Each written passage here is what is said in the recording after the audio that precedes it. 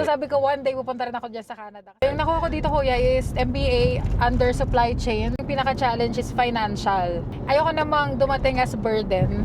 Talagang over millions yung tuition fee dito sa Canada. Talagang nagbobote ako, guys. Nung nalaman ko na pwede kang kumita dito sa pagpapalit ng bote, 10 cents per bote. Sa bus, guys, meron akong daladalang trash bag na punong-puno ng bote. Yung tuition ko, kung magkano man yon, nabayaran ko.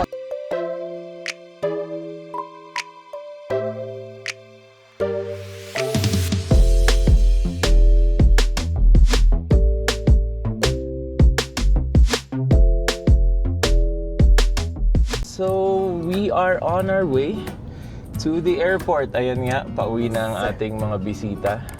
At may plano talaga ako dito sa aming Bibo Kid na si Erica from Vancouver. Ayan, kapapilya namin yan sa Vancouver fam.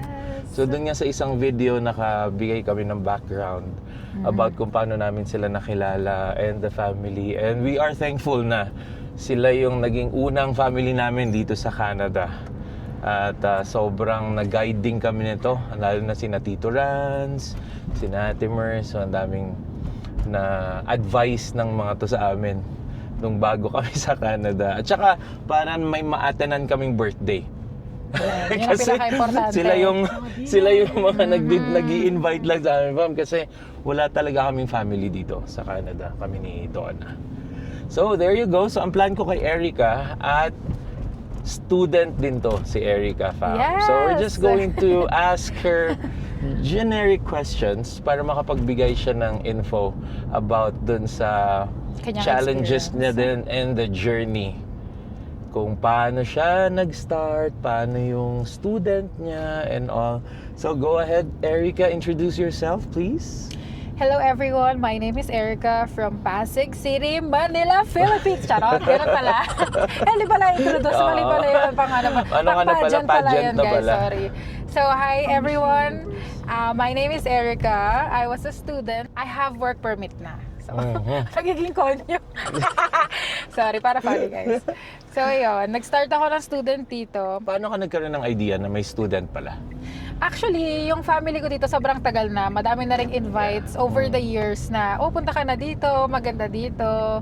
Pero nung bata ako, gusto ko na talaga kasi ang nagpapaakit sa akin na reason is yung lola ko, sobrang dami niyang magbigay ng chocolates. And as a kid, alam mo na pag madaming chocolates, parang ang saya-saya doon. Mga Toblerone, Ang daming, Hershey, kuya, talagang yung lola ko magbigay ng chocolates sa aming lahat na buong mga magpipinsan. Right. So sabi ko, one day pupunta rin ako dyan sa Canada kasi parang ang ganda dyan, ang daming chocolates. Alam mo na, kung nasan yung Candy World Chocolate Factory, doon tayo pupunta.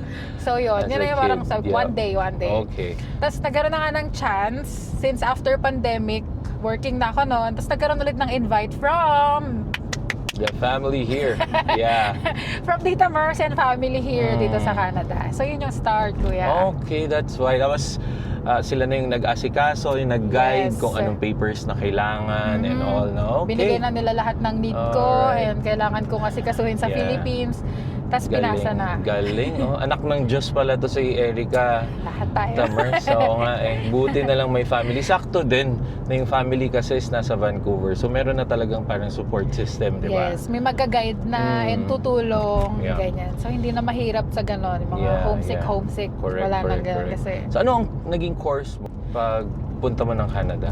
So yung course ko, kasi medyo graduate ka na sa Mapua eh. So what was your course before and ano yung course na tinake mo dito sa Canada? Nung nag-apply ako ng student visa, madaming question na anong gusto mo i-take. Gusto mo ba healthcare? Gusto mo ba tourism? Gusto mo ba HR, engineering? Madaming options. Pero yung way kasi para ma-approve ka nila is kailangan related dun sa field na kinuha mo dito sa Philippines. Which is yung course ko sa Mapua is Business Ad. So yung pinakamalapit na magiging course ko dito is Master of Business Ad, MBA or any masters related. Kasi tapos mo na yung 4-year course. So yung nakuha ko dito, kuya, is MBA under supply chain and logistics. Right, okay. So yun yung tinake ko. So MBA focus on logistics, gano'n, no? Yes, supply chain. So yan, oh, may masters pala to si Erica, di ba? Senpai. Diba? Galing, di ba? So, okay. Kailan ka gumraduate, Erica? And ano na ngayon ang status mo? Graduate ako last year, 2025, ng May. Doon yung pinaka natapos ko na talaga lahat ng credits and other things. Actually, medyo funny kasi 2-year course yung tinake ko, kuya. Kasi para 3 years work 3 years permit. PGWP. Pero yung 2 years kasi sabi ko, parang ang tagal. Bakit ang tagal? Parang 33 units lang or something 40. Yeah. So, natapos ko siya within a year. Oh. 1 year lang, kuya. Wow. Instead na 2 years. So, parang full load ang ginawa mo, ganon. Okay. Tawag nila finast track. Okay. Kumbaga instead na 3 subjects kinuha ko per sem, ginawa ko 4. Alright. Kasi, Alam naman, pero after nun, alam naman, tumambay ka lang. Yes. So, anong ginawa mo? After nun, kuya, ready na, kinuha ko na lang, inantay ko na lang yung diploma kasi yun yung requirement para makapag-apply ka ng PGWP. Correct, okay. So, within that 1 year na remaining, parang nag-work ka na, pasok sa school, mixed, parang ganon. Mix, kuya, kasi pag naka-student visa ka, allowed ka lang to work 24 hours. Correct. So imagine, 24 hours lang ako pwedeng kumayod Yeah. para may pambayad tayo sa tuition fee. Yeah, tama. Okay. Yeah, so going back, since na-mention niya na ang tuition fee, Ayan na. I know na yun talaga yung pinakamalaking expense dito. Pero give us a high level kung paano mo in-approach to. Ano ang mga nagiging challenges when it comes to this? Kasi cost talaga yun eh. Diba? Yes. Yun yung pinaka-challenging part sa lahat-lahat. So, since may family na ako dito, check na ako sa homesick. Like, okay, pass. Yeah. Good, no? Grabe, laking Next tulong na is, nun. since may family, may lodge na rin. So, may house na rin. Check. Yeah. Sana all, fam. Sana all. Ngayon naman, yun na yung pinaka-challenge is financial. Kasi since yung family ko dito, meron na rin silang own family, ayoko namang dumating as burden na, uy, pahingin naman akong pang tuition, ganyan. Or baka naman, pwede mo akong tulungan sa tuition, ganyan. Since, strong independent woman, kailangan nating kumayod sa sarili natin para ma-achieve natin yung tuition fee na yan. So, yung tuition fee, sobrang laki niya talaga. Umabot in peso ba kuya or in peso na lang, talagang over millions yung tuition fee dito sa Canada. Kasi syempre, in CAD, naalala mo pa? In CAD kuya, 28. 28. Okay, so 1 million nga. 1 Yes, million nga. ganyan. And this is Quantlen, no? Yeah, so, Quantlen. shout out dyan sa mga tiga Quantlen. KPU, guys. Piliin nyo yun. Alumni ng KPU to. Yes. Okay, so shout out dyan sa mga BC namin na friends and mga viewers. KPU. So, pag nakita nyo sa Erica sa kung saan man, mag-hi kayo. Yes. Okay. So, yun talaga yung biggest, no? So, paano mo to na-overcome, yung challenge na to? Ito na yung question, paano na-overcome? So, meron akong 3 ways. Parang tutorial. 3 ways para na-overcome. Well, una is yung nabanggit ko nga kanina na 24 hours lang. Per week pala yun, guys, 24 hours per week na allowed kaming mag-work. Kasi syempre, hindi naman kami bibigyan ng full time kasi kailangan mag-focus kami kasi yun yung dahilan kung ba't kami nandito is para nga mag-aral, hindi naman para mag-work. So, 24 hours a week na trabaho. Second means is, kung nanonood kayo ng vlog ko, share ko doon na talaga nagbobote ako, guys. Nung nalaman ko na pwede kang kumita dito sa pagpapalit ng bote, may sample ba tayo dyan? Siyempre may sample tayo, guys.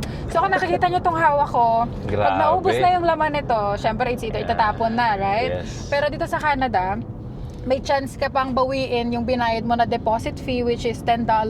Yung iba, di pala $10, sobrang laki. 10 cents per bote.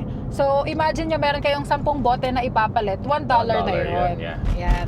So, hindi ka naman makakita ng bote sa kung saan-saan. So, talagang yung mata ko is, pag nagpunta kami ng mall, nagpunta kaming grocery, talagang yung mata ko nakagana, like, okay, nasan yung mga bote rito? Meron bang nagtapon sa kalye? I'm like, bote yan. So, lagi ako may eco bag noon, kasi talagang nagkukulag ako ng bote para so, mind you, pan-tuition. fam, pag nakita nyo to sa Erica, artistahin to. Medyo lang, okay? Medyo lang yun. Pag nakita nyo, at yung thought na magbobote siya, fam, nagbobote, nagko-collect ng bote. Ay, oo, actually. So, paano mo nakuha yung big box ng bote? Paano ka nakakaipon ng maraming bote? ng marami. So, sobrang dami. Galing eh, well, galing. Yun yung nakakatago talaga siya. pag may nadadaanan kang basurahan, may mga nagtatapon, syempre may mga nagsoda, may mga uminom ng Yeah. tubig. So yun, kinukuha ko na talaga. Lagi ako may eco bag, lagi akong uuwi na may trash bag. Minsan talagang sobrang laki na nung naipon kong mga bote. Kailangan magpasundo na ako niya. Wala talaga akong car. So nagbabus lang ako. Talagang bus lang yung all transportation ko. Pero sa bus, guys, meron akong daladalang trash bag na punong-puno ng bote. Kuya, mabaho pa yun. Kasi yung ibang bote, Yeah, di yeah, ba? merong mga spillage yun. Oo. May spill pa Yung ng bote, ano. hindi pa siya nauubos, di ba? Tinatapon na. Like, ayaw nang inumin, ayaw nang ubusin. So, medyo bumibigat siya. Hindi lang siya talagang super plastic Oh, lang. grabe. Hindi lang siya super can. So, let's say yung Coke, may tira-tirang Yeah. konti pa na drinks ng konti. Naglilik, ganyan. So, dala-dala ko yun. Talagang ganyan yung dala ko. Okay, sasakay ako ng bus.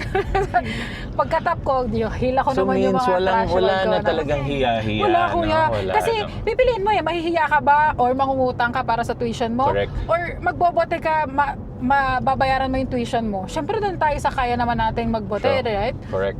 So sa kakaganon ko, ganyan and everything, yung tuition ko kung magkano man yon is nabayaran ko in Grabe, full. grabe. Guys, in full, wala tayong May kwento to, ma'am.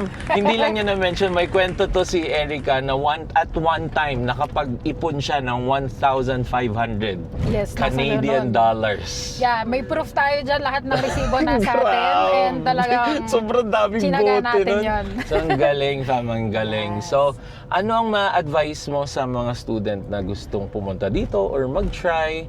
Ano ang kailangan nilang i-prepare in general?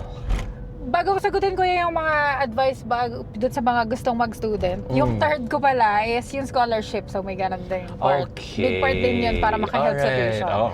And then, Artistahin na. Matalino pa. advice na magagawa ko is dapat buo yung loob nyo, guys. Kasi dito sa Canada, talagang magsa-start ka from below 0, dulong-dulo. So kahit sa Philippines, okay na yung work ko, I'm earning good na din naman.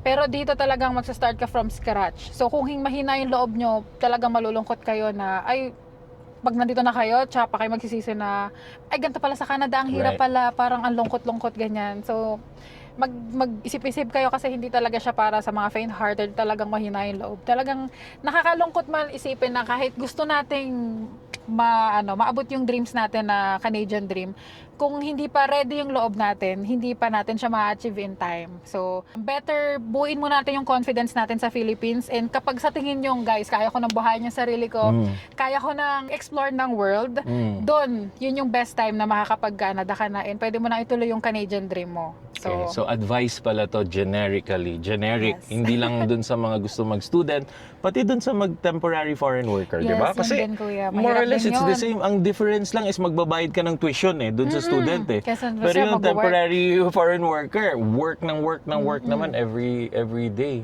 Correct. So grabe ang pinagdaanan ni Erica din, fam. Again, thank you ulit, fam, sa panonood at kakarating lang namin dito sa airport. Yes, So, hello. uuwi na sila.